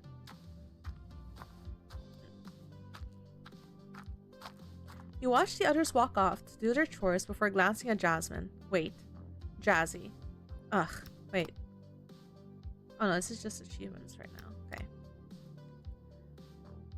For a single word can leave you, she hooked her arm through yours as if you two are the best of friends and is already pulling you towards the tool shed. This shouldn't take too long with the two of us. We'll get things cleaned up and looking nice in no time. Jazzy beams at you as she speaks, seemingly thrilled. The corners of her eyes crinkle up, pearly teeth on display, and yet you can't even pretend to feel the same way. She walks the two of you towards the shed, your little corner of isolation that's been all but forced on you, and talks the whole time. Summer plans, funny shows, whatever seems to pop into her vapid little head. Unsurprisingly, it's easy to zone out when the only person talking to you is the perceived embodiment of sunshine itself. Yet there's no warmth to her words, not to you. It's impossible to put into words, but there's always been something in her eyes when she looks at you. Something that makes your gut twist up and your face burn. It's like everything she says or does is to mock you personally. The two of you stop outside of your new sleeping quarters, some short distance away. The building seems small, almost claustrophobically so, and you can feel frown tugging your lips down. Of course you get the sentence to sleep in the creepy murder shed, alone, while everyone else has a roommate. Huh, it's smaller than I expected it to be. But I don't really have a lot of experience with sheds, so maybe it's just normal sized? You're not stupid. She's clearly uncomfortable. If the rambling small talk didn't give it away, the way most of her accent slips into her tone would. It always ends this way in class with her rambling, droning words slipping to incomprehensible jumbles between her language and yours. Until that boyfriend of hers has to step in and calm her down like a knight in shining armor, rescuing his damsel in distress from the horrors of speaking. This is like extra salty when you realize that she tried to confess to him. Being that hapless, needing to be rescued princess, she still doesn't offer to trade places with you though. Why would she? Why would any of them? It looks perfectly normal for hillbillies and serial killers. Your tone is bland, perhaps a bit spiteful, and Jazzy winces. You don't spare her another glance though. Instead, you step forward and push against the rickety door. The air is stale, almost unbearably so, and you purse your lips and you take in the dust-coated place. A light switch sits to your right, wires exposed to the air and just visible in the setting sun, but you try to flip it on anyway. The fluorescent bulb above flickers and hums before finally remaining on. Bugs scatter away from the light, skidding their way to more hidden crevices. Oh! You jump when you hear Jazzie's little fear-filled gasp, turn to glare at where she grabs her jacket from behind. I'm sorry, I just, You can see her swallow thickly, eyes searching the room nervously. I hate bugs. Spiders in particular, actually. I didn't mean to, grab you. She doesn't let go, though. Not for another few seconds, at least. Sorry again. She seems sheepish now, embarrassed, but you don't have to think about it as she moves further into the shed and begins rummaging around in her bag. While she does that, you take a moment to look around the space. It's an ordinary tool shed. If not a little on the rundown side, whoever owned this place left everything a total mess. Planks of wood are missing from areas of the walls, cobwebs hang from the ceiling in every corner, but the tools. You reach out and pluck a rusted screwdriver from one of the various benches before turning it over in your hands. The red handle glints faintly in the dingy lighting. Looks like blood staining your fingers before you drop it back on the table and turn your attention back to Jazzie. Only to frown when you see her pulling out a long string of LED lights. Ha! She grins as she holds them up, white strands wrapped around her finger while she winds the entire coil from her bag. When she has the entirety of it curled around her hands, the wires looking like chunky bracelets, Jazzie gestures vaguely up at the ceiling. I was saving these for when I'd be sleeping, but after the shed, well... Her expression is sheepish as she looks at you before she laughs, the sound mocking in your ears. I think you might need them more than I do. They're pink too, so they're totally fitting for you, Barbie. It clings to place then, and the stone of distaste settles in your stomach. Pink, of course. Everything always comes back to that lazy nickname she gave you. Not a screwdriver. Okay, thanks. Easier to say that than to try to argue with her about this. Knowing little Miss Sunshine, she'll probably go crying to the others if you try to say no. You watch her glance around, eyes lighting up when she finds a chair covered in a dusty tarp. She drags it over to one side of the room, near a larger table with several rusted tools and what looks like chunks of some kind of metal frame. I'll start hanging these up to you, since I'm the one who sprung this on you. Then I can help you get a place set up for your sleeping bag. As she says it, you can see her glancing anxiously around as if she's looking out for something, or maybe she's expected something to jump out at her from the shadows. Eventually, she climbs onto the ladder she dragged over. You watch as the chair seat bends slightly under her weight, the wood clearly old. I warned her that the chair might not be stable. The wood is bending, you know. Your tone is as monotone as ever, but Jazzie pauses as soon as you start speaking. She looks from you and then to the chair beneath her feet. Oh, I guess so. It seems okay for now, but if we find something better, I'll use that. Thanks for warning, Barbie. Something in her tone rackles, digging beneath your skin and making you purse your lips. What's the point of even saying anything if she's going to ignore you? You should have known better than to think anyone here would take you seriously. Whatever, I'll go clean off one of those tables or something so I can at least sleep off of the ground. You aren't sure how long you spend absently sweeping dust off things and tossing tools into old boxes, but eventually you glance back up at Jazzie. She's totally focused on hanging up those dumb lights. At some point, she must have found some place to plug them in because now your eyes are being assaulted by a vivid neon pink. You watch her for a few more moments, half zoning out until you see something clawing along a wooden beam to her left. It's a big dark shape with 8 legs, a spider, obviously, and one that she clearly doesn't see despite the additional lights provided by her LEDs, or perhaps because of them. You recall how she acted when you first entered the shed, the fear in her eyes. Spiders. She's mentioned fearing them more than any other type of bug, didn't she? While that spider on the beam isn't too close to her yet, I do also like the fairy lights. It's definitely getting there. I'll probably freak out when she sees it. She shifts on her chair and the wood creaks again, reminding you of how unstable her ground is at the moment. You could warn her before it gets too close, or you could just stay quiet. Let her get a good scare. Let her fall. So, wait, let me save. I'm pretty sure when I played it the first time, I did nothing because I thought that if I would tell her, she would freak out. So let's see what happens if I tell her. Your mouth opens, the words swelling up in your throat, and yet nothing comes out. Oh.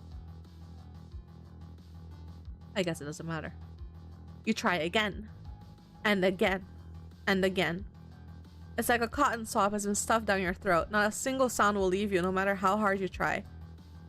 You're just frozen, watching as the spider crawls closer and closer to her arm.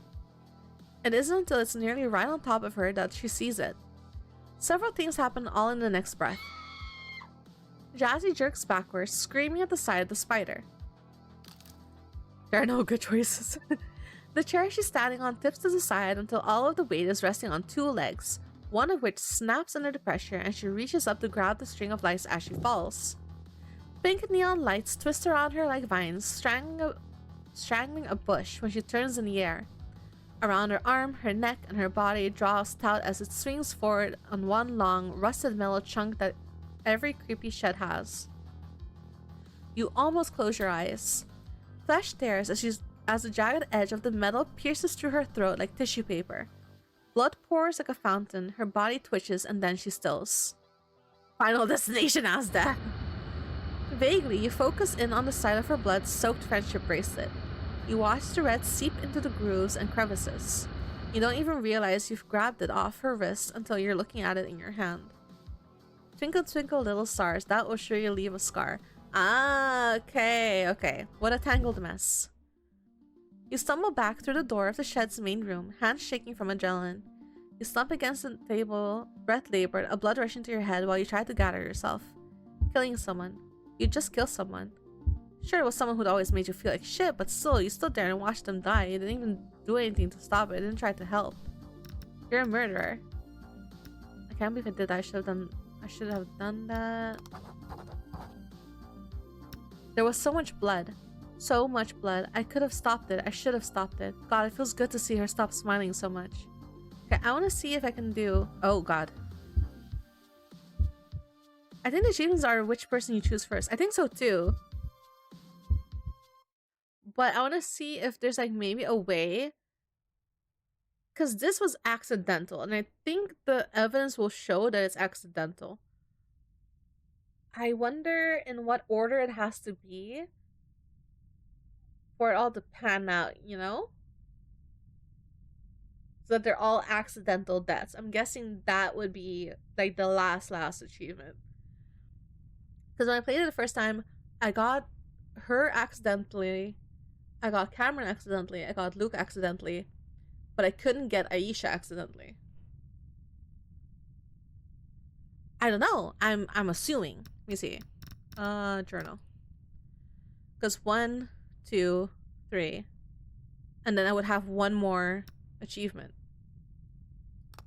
So I think it is that they have to be accidental. So let's see if I can get what did I think I'll just Cameron them. Something you continue on. It's not though. Wait. Cameron is so annoying. He's always making fun of me in front of everyone else, humiliating me. Okay. Oh. This is different. You find Cameron stumbling around the forest path, eyes darting between the ground and the trees. Your footsteps aren't silent, and the moment they crunch on the floor, Cameron's head whips around. Barbie, great, you're here. How's the chores go? Oh, that? Jasmine and those stupid childish LED lights. Good riddance. Yeah, Jazzy's adjusting some of the lights. Said it wasn't straight. Cameron nods along, clearly giddy to learn what his little girlfriend's doing. I'm guessing it is. You keep that stupid, thoughtless smile on his face as he peers up past the treetops into the evening sky, soon to sparkle with stars above. Hey, since it's getting a bit dark, want to hold on to my arm while we walk back?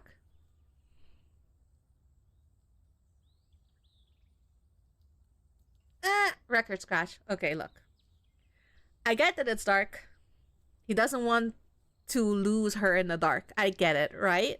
However, with the knowledge that he rejected her and him knowing that, wanting to treat her as a friend, hand on my heart, I am not holding on to my guy hand's arms. I'll let my chick friends hold on to me. but not my guy friends, even though I am not straight. It's still different. I don't know how to explain it, but it's still different. And that too. And he's dating someone I ain't touching. It's a problem. He doesn't know that he's not single, not a widow. He's not aware that one half of his relationship is expired. But it's still, as far as he knows.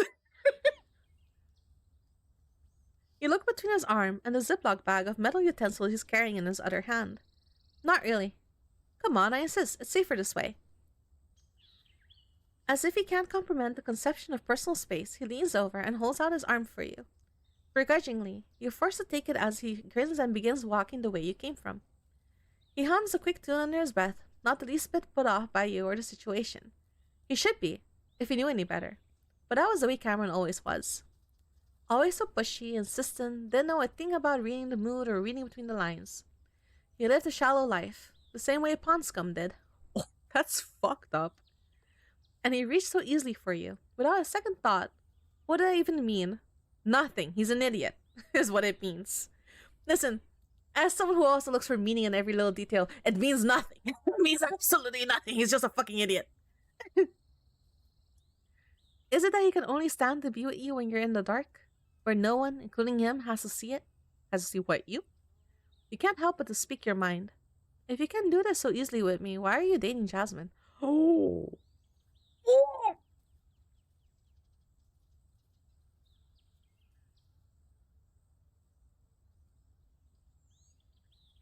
You cannot pay me.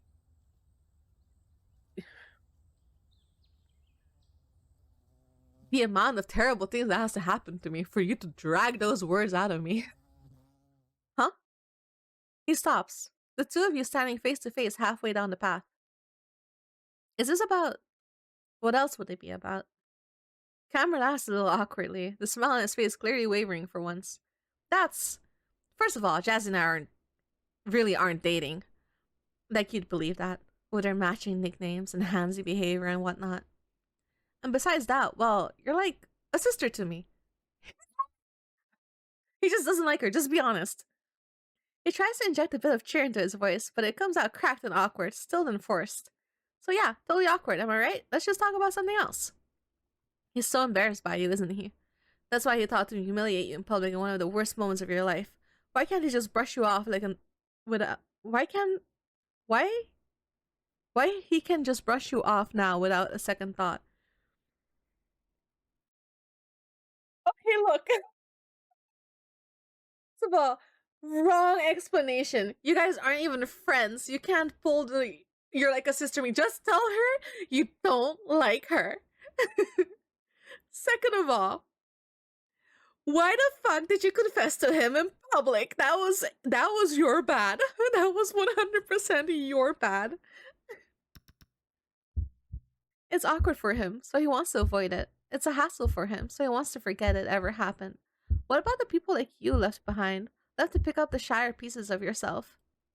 You can't believe you ever saw anything between the two of you. Oh, I know. Have you seen my water bottle yet? Huh? He pulls from one of his various pants pockets a small water bottle, holding it out to you. It glints under what little sunlight remains, dented and worn from years of use. You see that pink star charm? It's from my little sister. She's so cute. You should meet her one day. Yeah, isn't he so classy? You can just turn around and talk about introducing you to his family.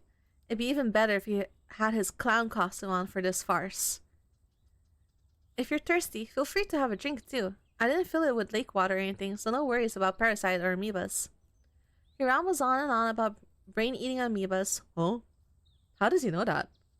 Oh, does he have, like, actually morbid hobbies? Something inane and useless.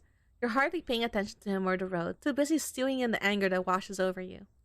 You're always angry. You can't stop it. It flows within you as rain, and with every word out of Cameron's mouth, another nail is hammered into the wooden planks of your heart. Morbid hobby, she says. You walk and stumble forward, tripping over an inconvenient tree root.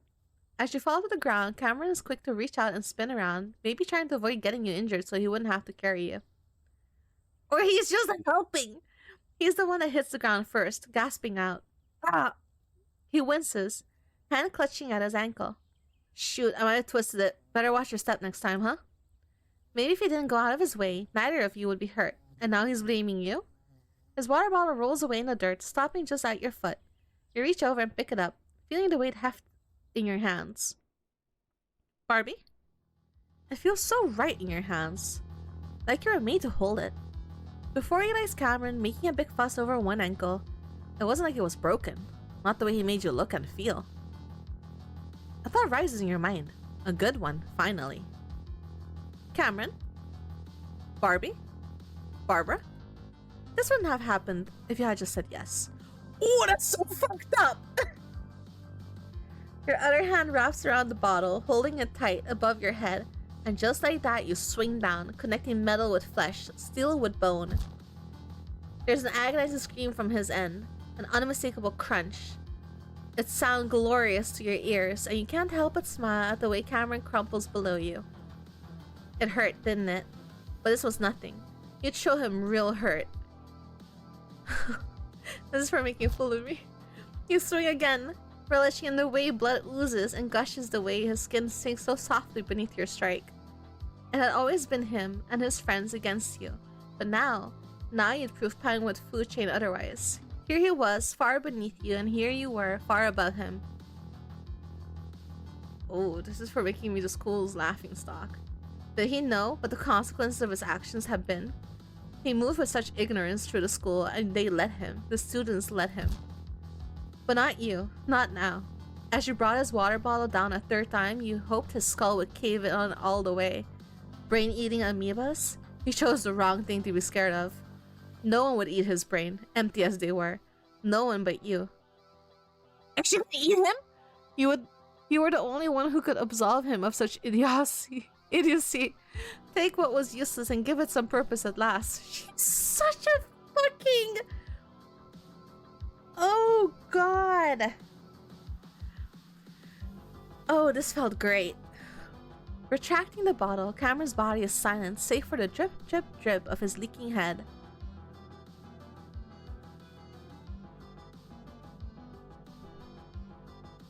I wonder if the last achievement is for getting everyone killed, though. The students had authority. Do we do it? Do we just... Yeah, no, let's just... Yeah, let's do it. And this is for running from destiny. I won't let you get away easily. No, this couldn't end here. Cold and unmoving as he is, you're going to get every last bit of satisfaction from him as you can, as he did to you. Well... You drive the ball down once more to his unresponsive body. With a final crack, the near echoes through the forest. Or perhaps it's because it's in your mind, playing and replaying. You toss the ball aside into the river, where it drifts off into the currents. Good riddance to him, to his sister, to the humiliation he dealt you. You stalk off into the night, alone. Knock knock, who's there? Your head, my head. That's fucked up. Alright, so that... Oh no, wait, that's two different ones, right? Let me see. 1, 2. Okay, so I'm missing 1, 2, 3. Because I'm guessing then... Oh, the thrill of first love. Inspiration seems to strike at the strangest time. It was clown. He did it again. He did it in front of everyone. I was just trying to take notes when he leaned over my shoulder with his stupid Axe body spray and annoying fish breath and asked to borrow one of my pencils. Whoa, Barbie, with a pink pencil case? It suits you though. He nudged my shoulder as if we were friends. He even said he was just kidding, but there's nothing funny about his damn jokes. There's nothing funny about him. I hate him. I hate him. I hate him. Oh boy.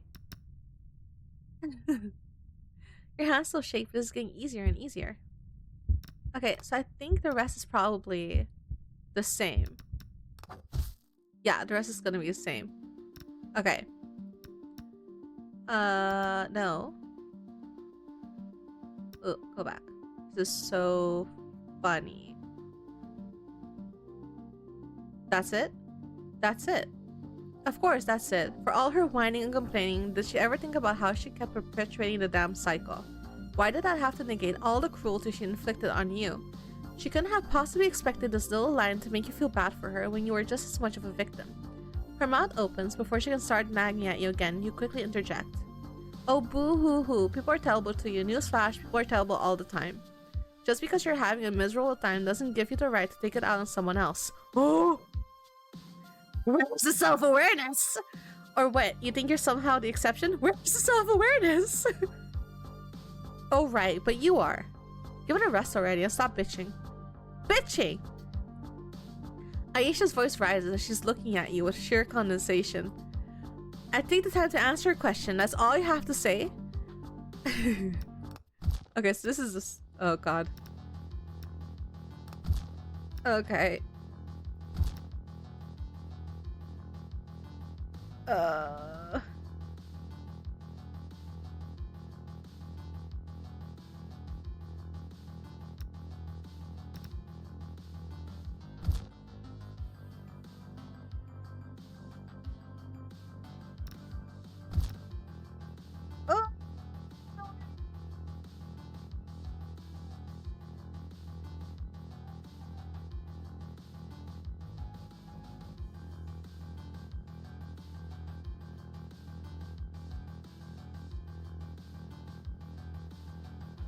She drowns her.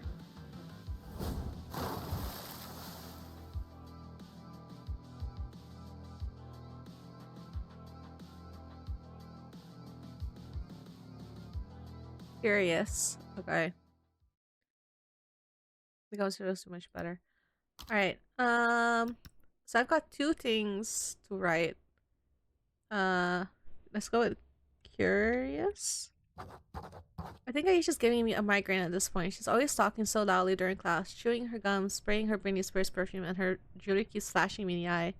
And every time I try to talk to her, she just ignores me because I'm not one of the popular girls. I really hope she gets what's coming to her. She deserves it.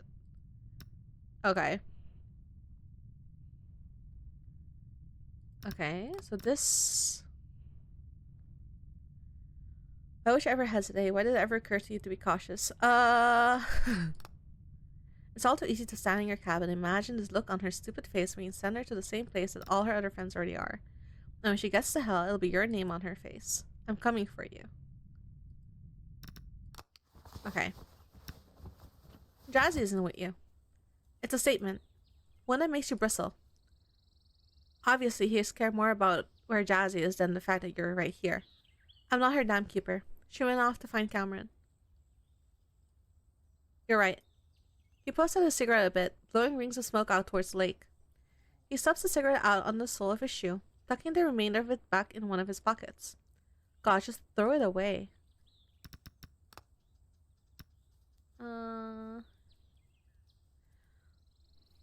Do we? Let's try different dialogue options. I mean, I'm gonna go to jail anyway. Fine, give him a piece of your mind. Could you knock it the fuck off? Can you go a single minute without blowing literal smoke in my face? What?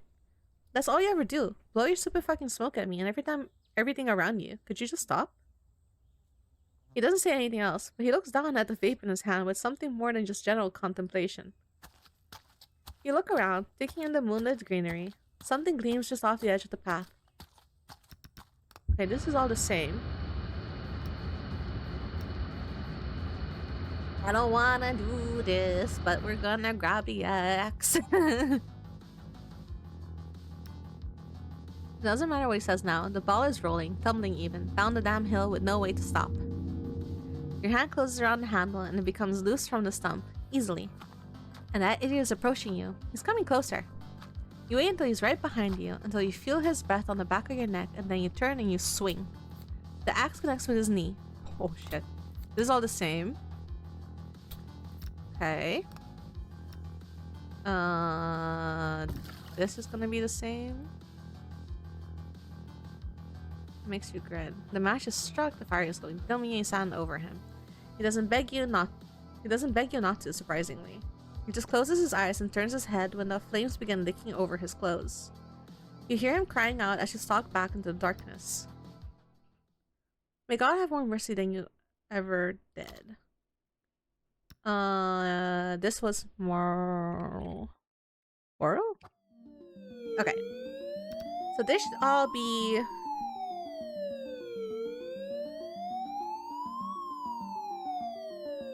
Oh, this is not all the same.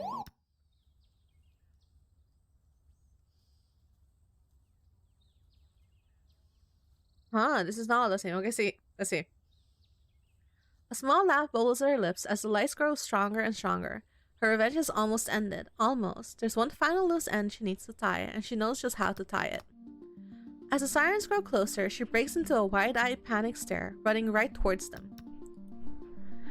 Help me, please, help. The cars come to a halting stop as officers file out. What's wrong? Please, you have to help me. The gym teacher, he's... Her voice peters out and she pulls on a show of shaking and fear. Right on cue, the rustling of footsteps alerts the officers to Mr. Riker, who drags Jasmine out of the cabin. His hands are covered in blood. Poor Mr. Riker, his desperation to save his student would only drag him deeper into this mess. Because I didn't leave anyone alive. Sir, I'm going to need you to put your hands up, now. What? But I... The crack of a bullet cuts through the air, and immediately Mr. Riker raises his hand high, eyes wide with panic, but he doesn't wear it as well as her. Oh no, he doesn't wear it half as well as her.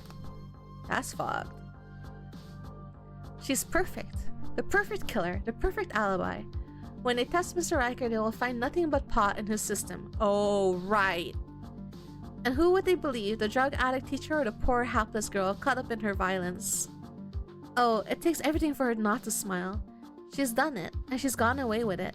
With that, these popular poses could see her now. They'd see her victory. They got what was coming to them. They got what they deserved. Bullies, all of them, and now they would never lay their hands on her again. Jasmine, the liar of a nice girl, always so pushy and prissy, acting like she was better than everyone else because she could put on a smile and nothing else. She is so nice! Cameron, the class clown with no boundaries, always making jokes at her expense, always acting like everyone's friend when he was nothing but an annoyance. Aisha, the popular bitch of all popular bitches, mean and prissy beyond compare. This one was for her making feel so small and unneeded all of high school. And Luke, the delinquent who could never once take a hint, always smoking and vaping and never once considerate of the people around him. He likes her! Was this her gift for making it through all of senior year like this? Oh, how she loved it. Love of how she loved this. The blonde on her cheek feels like a warm caress. The screams that echo in her ears are sweet whispers. We'll get you back safely, miss. You have our word. Thank you. Oh, thank you. They take Mr. Riker away in chains as Barbara looks up the bloody scene with a smile in her hand. Yes, that's right. Justice is always served. Karma always comes to those who deserve its blessing. Because for this to have happened, the worst of all possible worlds, how could there be such a thing as a distinction between you and Barbara? Each kill, every spill of blood, every strangled scream, you have smothered them all in tandem with Barbara, working in unison for a shared goal. The blood is on her hands, but you're the whisper in her mind telling her to keep going. Oh, is that what we're going with? So that's why the text says it was happy that you were like going against her and making it her free will, but if you're like leaning into it, you're like the wrong one. And I'm sure you'd see nothing wrong with that. They deserve to die, didn't they? No. There was nothing they could have done to save it from you. True, I wanted the other ending. I wanted to see what the other ending was. But you're more than them. More than Barbara, even. You're the one person who can pass judgment on them, whether they deserve it or not. Finally, after this night of horror, Barbara King, not Barbie, not Burger King, is now at peace. At long last, you're at peace. Memoirs of the Final Girl, Dead Teens Tell No Tales. Ah, see? It was an achievement. It was the last one. So then these two is for starting with Luke and starting for with Aisha. Let's see. This is the autopsy report of Yaiming Jasmine Hua. Cause of death is puncture wound to the neck, though bruising around the body corresponding to the LED lights wrapped around her may have interfered with mobility. No other irregularities were observed during the autopsy. Due to lack of fingerprints and signs of tampering, we have ruled this as accidental. Our main witness, Barbara King, has no comment on the situation. That concludes our current report. This is the autopsy report of Cameron Naranjo Flores. The victim sustained multiple instances of blunt force trauma to the head, likely the cause of death. We have yet to find a murder weapon. Our witness, Barbara King, has stated she was not nearby and has no knowledge, but suggests a potential conflict with Atticus Riker. That concludes our current report. This autopsy report of Aisha Penelope Elliott. We have yet to find the whereabouts of Aisha Elliott, though the investigation is still ongoing. That concludes our current report. This is the autopsy report of Luciano Luke Marcos Concepcion. This is the autopsy report for Luke Concepcion. While cause of death was likely due to numerous third-degree burns sustained, multiple limbs that were dismembered or in the process of being dismembered led to heavy blood loss prior. Our main witness, Barbara King, has stated having no involvement or knowledge of this event. That concludes our current report. Alright, so then the last two achievements is for starting with the other two. What did I have to write again? I had to write something. I forgot. Ew. Oh, is it suffering? There you go. Oh, no, it wasn't. I forgot.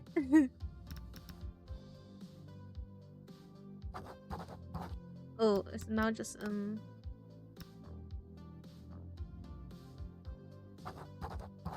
oh man, how do I do it? Oh, Pinewood, that's what it is.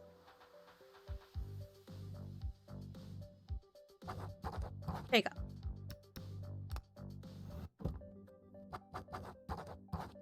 Hey. Oops.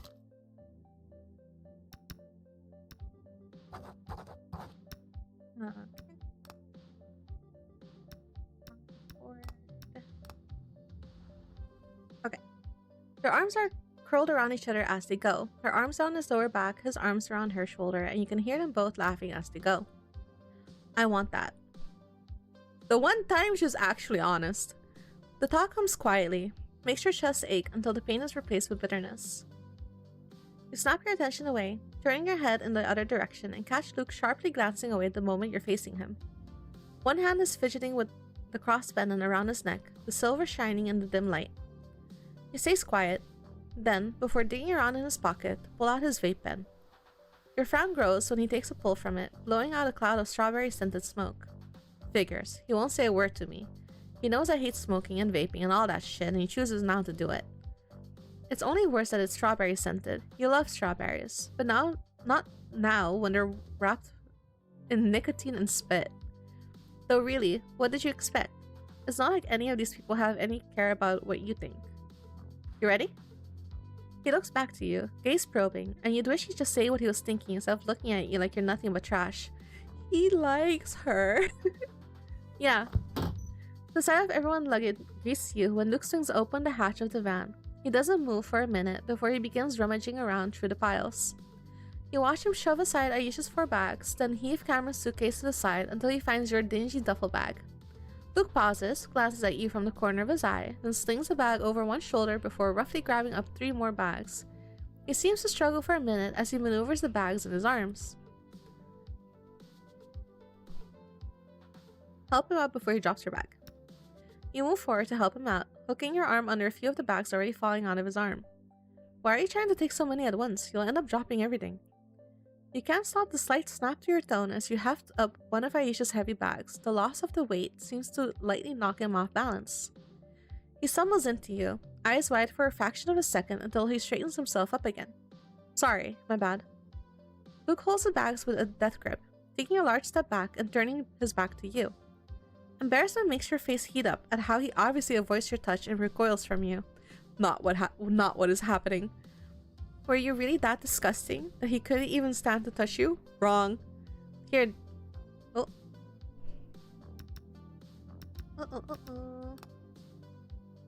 Here, this one is light. You don't even let Luke finish. Don't take the suitcase, but before snatching up Jasmine's stupid orange duffel bag and stalking off along the path. You're walking the path with Luke trailing some distance behind. Despite the pathing, the ground is still uneven beneath your shoes and bugs keep dive bombing you in the face. It doesn't help that you're walking up a slope either, but a pretty steep drop to the left. This sucks. The words come naturally and low, barely mumbled beneath your breath. Huh. You almost missed a half little laugh that comes from behind you. So used to people always making fun of you, but with only the bugs and birds to hear, anything human stands out. He's looking at you, lips barely lifting at the corners. It's probably the first time you've ever seen him smile. Definitely the first time you've seen him laugh. And he's laughing at you. Yes, but no. Why are you always just some big joke? Not even the resident jackass who doesn't give a shit about anyone can't help but make fun of you. Luke has stopped because you've stopped. He's staring at you, waiting, with the luggage still gathered in his arms. He doesn't even apologize. You don't deserve this. Luke shifts his feet, gravel loosening beneath his shoes. The little rocks stumble down the incline. For a second, you imagine his body following them. You could do it. You should do it. Push him. Don't. The thought is awful, poisonous, and you shake your head to try to clear it out. You okay? Luke comes back into focus, having stepped closer, and your body moves on its own. Your hands make contact with his chest, shoving hard until he stumbles back and trips off his feet. Luke lays splayed out across the ground, tangled in a mess of bags before he begins skidding down the slope until eventually he's rolling. His hands claw at the gravel, but nothing can stop gravity as it drags him and the luggage further towards the drop. It's the first time you've seen him afraid. Eyes blown wide, skin covered in a thin sheen of sweat, lips parted in shock. Your duffel bag, still slung over his shoulder, is the first thing to go over the edge. Then it's one of Aisha's bags. Then it's him. He disappears over the edge, but you don't hear him scream. You don't hear anything until you take a few steps towards the cliff, eyes catching sight of something colorful amidst the debris. The friendship bracelet Jazzy had made everyone lays among the leaves and branches, tattered as if it's been torn off. You glance over the edge of the cliff, see the mess at the bottom, and lift the bracelet up to put into your pocket. It's the last remnant of him intact. This is your brain on drugs, and this is your brain on a rock. That's fucked. Alright, but, let's see, journal. Yeah, so then the last one is for starting off with Aisha. So what we'll do is go here. Cancel. Me. Turn. Save. Alright. Then I want to load this. Confirm. Does that take away the other achievement? No, it doesn't. Okay, so I can just pick up from here and I'll have all the achievements. Okay. Aisha. Aisha. Aisha's such a basic popular mean girl who needs that much perfume every day. She gives me a headache every day in class. Here we go. The walk to the bathrooms is quiet, unsurprisingly. Aisha has never given half a thought to you before this, so you don't know why you would expect her to start now. She holds her phone up as she goes, the sparkly pink thing glinting in the sun as she lifts it above her head. God, no signal at all, even when we're getting close to the main buildings. You roll your eyes. Right, because that's definitely #1 priority here. She can't go a week without texting her other brain-dead bimbos. I don't think that we're at an age where there should not be any phone reception. I'm just saying, for your own safety, there should be some reception. Instead of responding, you keep your hand in your pocket and your attention on the rocks beneath your feet. By the time you arrive in front of the bathrooms, light is already beginning to fade from the sky. Long shadows stretch through the trees like grasping fingers, and even the creatures in the forest seem to have quieted. Aisha doesn't take notice of it, though. She just breezes right past you to push open the splintering wood door and walk inside. You take one last look around, peering over your shoulders before stepping aside after her. The lights come on, flickering dully through a thin sheen of grime and filth. Still, it's enough for you to make out what you need to. Ugh, gross, I bet. For once you agree with her. The showers are close together with no privacy.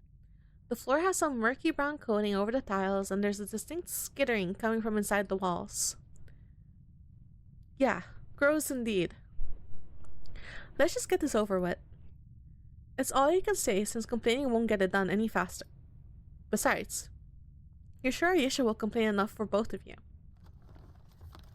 It takes a bit of time of searching for you to find a bucket with no holes, but you manage to locate one slashed in a corner cupboard beneath an old moth-eaten towel. Combined with the towel that you tear into strips and the weird cleaning chemicals Aisha brings over with the label rubbed off, you've got to start to something useful. You didn't find gloves or anything, did you? She's not even really looking at you as she asks that. Her attention stays wholly focused on her nails. They're perfectly painted, buffed and clean, and you understand immediately why she's asking. God forbid she needs to get her hands dirty and potentially ruin her precious nails. It costs a lot. No. Great. Just great. You're hardly listening to her as you drag the bucket over to one of the showers. The bucket plunks against the tile floor before you begin filling with the shower head, trying to figure out the best way to turn it on without the water hitting you in the face. Water begins to gush from the nozzle, starting out brown and running until it's become some semblance of clear, and you can feel your face screw up at the sight. No freaking way. Aisha's standing 10 steps further away than you, leaning against the wooden doorframe near the entrance, and you almost scowl at the sight. So far, she hasn't done anything except bitch and moan. Ignore it. She's going to complain no matter what. You suck in a deep breath, count to 10, and just focus on not getting any of the strange chemicals that smell like bleach but doesn't look like bleach on your hands, while you pour it in the bucket. There's a sharp, acidic scent that drifts out from the bucket once you've mixed it, and the sludgy liquid is reminiscent of bleach but just off enough to make your eyes burn from the fumes. Enough reasons to kill. Slowly, experimentally, you dip the edge of one of the towel strips in the water mixture. When it doesn't immediately sizzle off and burn up, you take that as a good sign. I'll take the side of the floor, you get that side. You motion to the worst area first, claiming it as yours before pointing at the most clean side part of the floor, hoping this will minimize any complaints. But you should know better than to hope by now. No, not happening. You pause at her words, gaze locked on her face. What? She holds up one hand, wiggling her fingers slowly, the back of her nails facing you. I just paid to have my nails done yesterday. I'm not sticking my hand in the bucket of chemicals and scrubbing the floor. Give me a rag and I'll scrub everything else. Are you serious? You want me to clean the entire floor by myself? The words are out before you can think better of them, anger welling up. Yeah? It's a finite area, Barbie. You'll live. It's just one thing. She's serious. She's actually serious. All you can see is her face now, mocking and condescending, and so stupidly fucking smug. Aisha waves a hand out towards you, giving you a look. Don't be a baby. Oh my god, just do your damn share. You stand, slowly, and feel your hands tightening into fists. Your gaze shifts between the bucket on the floor and the bitch ordering you around like a maid. You know it's filled with chemicals, that the water was clean to begin with, but you can't help but to imagine what she looks like covered in it. Maybe it'd wash off that smug look on her face. Maybe it'd wash off more. Don't throw it? You grit your teeth. Tell yourself that it isn't the right course of action and try to center yourself. Again, enough reasons to kill. Then you hear her sigh and mutter beneath her breath. You're such a freak. When you next open your eyes, Aisha's covered in the cleaning solution and screaming her head off. Aisha turns as you stand there, watching, moving to run across the tiles where she doesn't make it very far. She slips on the muck, careening backwards as she falls. Her head hits the ground with a sickening crunch. Then, she's still. Thick red liquid grows in a puddle beneath her head until it's stretched out towards you, beckoning you a step closer. Her arms lay bent up to the side, friendship bracelet a bright splotch against the dark colors. You don't know what compels you to reach down and take it, but you do. Dirty, clean. In this moment, it feels like there's no separation between the two. G is for you get what you deserve. Alright. But that is all the achievements, I think. Twinkle, you did. Yeah, that's all the achievements. Alright. There we go. I hope you enjoyed your